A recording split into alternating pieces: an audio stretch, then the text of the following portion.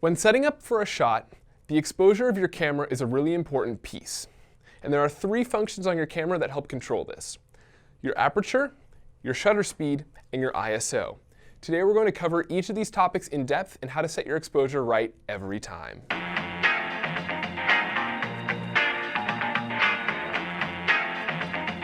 The first thing we're going to talk about is the aperture, and this controls how much light is let into the lens. Think of it like the iris on your eye. A lower f number means that your iris is open wider, and a higher one means it's more closed. In the studio, we always try and leave the aperture all the way open to give the most light and depth of field without creating any extra image noise. The second element of setting your exposure correctly is shutter speed, and this is how much time each individual frame of film is exposed for.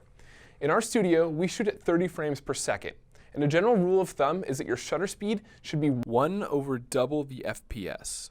In this case, your shutter speed should always be 1 over 60.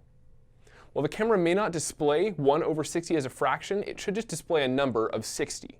And the last piece of this exposure puzzle is the ISO, and this controls how sensitive the image sensor is to light in the room. A higher ISO number makes the camera more sensitive but generates more noise, and a lower ISO makes it less sensitive but with less image noise and a better image. When setting the exposure for your camera, you're always going to set the aperture and shutter speed first. These are usually set first because they don't have anything to do with the actual lighting of the scene and will always be the same based on the settings of your camera, not the environment around it.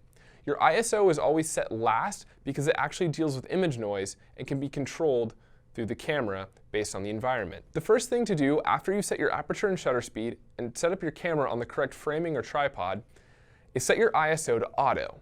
This lets the camera decide what the best exposure setting is for the image, giving it a fairly even look.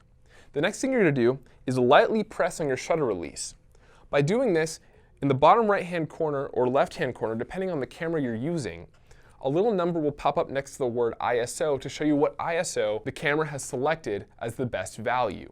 Once you've done this, you can release the shutter button and go in and manually set your ISO value to get the best result. So you're probably thinking, why don't we leave the ISO in the auto setting? Well, changes in the foreground or background of your image could cause the camera to think that a different ISO value is more optimal. This change in brightness and contrast will happen mid-shot and disrupt the viewer's train of thought. It usually results in a more amateur-looking shot and isn't what you're usually going for. In this case, if you think a different lighting or ISO value is going to be better for your camera, it's best to cut and make the change in lighting look intentional. This won't distract the viewer and actually increase your overall production value. The end result when we're setting our exposure is an image that isn't blown out nor underexposed. When we say the word blown out, we talk about areas of the image that are pure white and have no detail. The camera can't pick up what's going on and can't be fixed in post-production. With these settings and procedures, I think you'll be able to set your exposure right every time.